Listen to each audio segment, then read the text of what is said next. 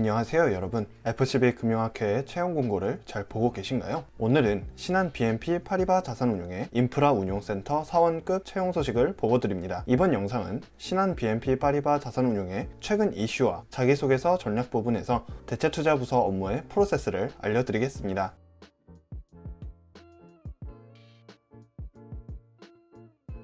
먼저 신한 BNP 파리바 자산운용의 연역을 간단히 짚어보자면 1996년에 신한투자신탁운용으로 시작해서 2002년 10월 프랑스의 BNP 파리바 자산운용에서 신한투자신탁운용의 지분 50%에 참여하여 상호명을 신한 BNP 파리바 자산운용으로 변경하게 되었습니다. 여기서 BNP 파리바 그룹에 대해 이해하고 넘어가는 것이 좋습니다. BNP 파리바는 2000년 파리 국립은행과 파리바가 합병해서 만들어진 은행으로 파리의 국립은행이란 뜻으로 Banque Nationale de 파리라는 이름을 가지고 있습니다. BNP 파리바는 상업은행과 투자은행을 겸업하고 있는데 주로 파리, 런던을 거점으로 뉴욕, 홍콩, 싱가포르의 지역 허브를 운영하고 있습니다. 특히 신한 BNP 파리바 자산운용으로 참여하고 있는 BNP 파리바 자산운용은 리테일 상업은행 서비스 부문으로 국제금융 서비스에 소속되어 있습니다. BNP 파리바 자산운용의 최근 이슈로는 2019년 홍콩 범죄인 인도법 반대 시위에서 BNP 파리바 홍콩지사 법률 담당 직원이 SNS를 통해 홍콩 시위대를 지지한 글을 올리고 나서 중국 공산당 중앙정부가 BNP 파리바에 압력을 가해 회사에서 권고사직을 받게 되어 홍콩에서 BNP 파리바와 프랑스 정부를 비판하던 시기도 있었습니다. 방금 말씀드린 이슈로는 하나의 참고사항으로 알아두면 좋을 것 같습니다. 신한 BNP 파리바 자산운용의 최근 이슈는 KG02이 개최한 2월 12일 대한민국 펀드 어워즈에서 신한 BNP 파리바 자산운용이 대상을 받게 되었다는 소식입니다. 신한 BNP 자산운용은 채권과 해외 채권 펀드에 강점이 있는데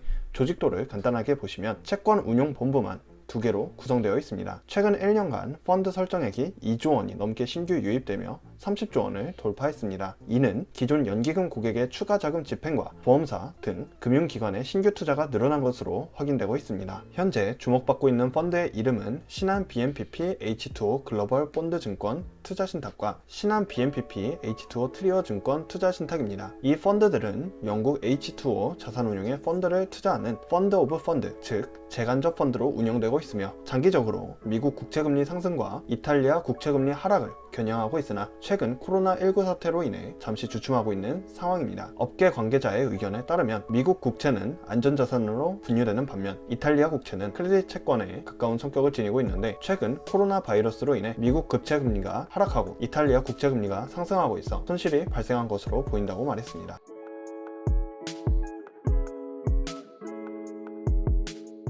본 채용 공고의 신한 BNP 파리바 자산운용의 지원서 양식을 다운로드 받아보신다면 엑셀 파일로 구성되어 있으며 시트가 3개로 구성되어 있습니다. 이력서, 개인정보 동의서, 그리고 자기소개서가 준비되어 있는데 자기소개서가 자유 양식인 만큼 기본으로 있어야 할 문항들을 뽑아보자면 지원 동기, 성격의 장단점, 지원 부서에 적합한 이유, 입사 후 포부 이렇게 4가지로 각 최대 500자로 구성하여 작성하신다면 좋을 것 같습니다. 이번 인프라 운용센터 지원에서 어떤 역량 키워드로 작성하셔야 할지 고민하실 수 있는데 이는 대체투자부서의 업무 프로세스를 이해하신다면 좋습니다. 업무 프로세스는 크게 딜 소싱, 투자 분석 및 스트럭처링, 펀드 레이징, 펀드 운용의 단계로 나눌 수 있습니다. 딜 소싱과 펀드 레이징은 업계 네트워크와 영업력이 필요한 업무이며 투자 분석 및 펀드 운용은 리서치와 같이 꼼꼼함과 집중력이 필요합니다. 딜 소싱은 말 그대로 투자 프로젝트를 따오는 업무를 말하며 주로 시니어 직급들이 담당하고 있습니다. 이후 확보한 딜을 분석하고 구조화하는 일에 주로 주니어와 시니어가 함께 투입됩니다. 특히 엑셀 모델링이나 투자자 안내서 작성은 주로 주니어들이 작성을 담당합니다. 투자 분석과 구조화가 끝나면 투자 자금을 모집하는 펀드 레이징 단계로 넘어가는데 딜 소싱과 마찬가지로 폭넓은 네트워크와 영업력을 보유한 시니어들을 통해서 진행되는 경우가 대부분입니다. 마지막으로 자금 모집까지 끝나면 펀드가 설정되게 되는데 이후 자금 운용이나 자산 관리 등 업무는 비교적 주니어 직원들이 담당하는 경우가 많습니다. 사실 대체투자부서도 자산운용 직군과 같이 신입 채용이 거의 없는 편이긴 합니다. 대체투자부서의 신입 입사보다는 인턴으로 입사 후 정규직 전환을 고려해 볼 수 있습니다. 특히 부동산 시행사 혹은 부동산 현금 흐름 관련 업무를 경험했던 인턴 경험이 있으시다면 더 좋습니다. 부동산 부문에 확실한 관심도를 표현할 수 있으며 시장조사 및 입지조사 관련 업무를 어필하여 금번 인프라에 관련되어 관심도를 같이 엮어서 표현하신다면 좋습니다. 여러분들은 주니어 직원들에게 요구받는 인재상을 중심으로 어필하셔야 하며 주요 업무가 인프라 펀드 관리 업무 지원과 자금 관리가 중심인 만큼 관련 활동 및 업무 분야의 꼼꼼함, 자료 작성 능력 능력, 성실성과 함께 인프라 혹은 부동산의 관심도를 체계적으로 표현하셔야 합니다. 방금 알려드린 중심 키워드를 바탕으로 활동했던 사례의 시츄에이션, 액션, 리절트, 그리고 베네핏을 한 문항당 500자로 작성하여 관련 활동 경험에서 발휘한 인재상을 바탕으로 어떻게 인턴으로서 업무에 기여할지 작성하신다면 좋을 것 같습니다.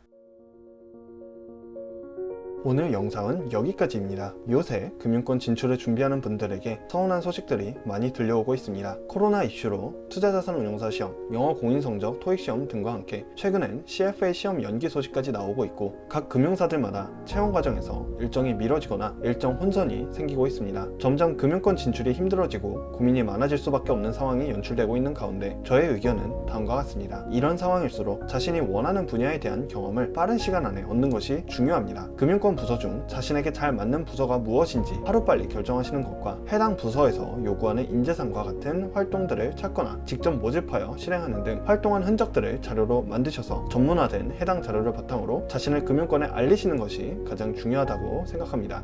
채용되기 위한 자격증, 영어 공인성적과 같은 일정들이 뒤로 미루어진 만큼 자신이 정말 하고 싶은 분야에 대해서 경험할 수 있는 활동들을 모두 찾아보고 직접 실무 자료를 만들어 보며 시행착오를 겪는 그 과정들이 여러분들이 금융사 면접장에서 현직들에게 이야기할 때 채용 당락을 결정짓게 되기 때문입니다. 다 함께 어려운 상황 속에서 빠른 실행력이야말로 여러분들의 경쟁력이 될 수 있다는 점 명심하셨으면 좋겠습니다. 이번 FCB 커리어 랩 영상이 좋으셨다면 구독과 좋아요 그리고 알람 설정까지 부탁드립니다. 감사합니다.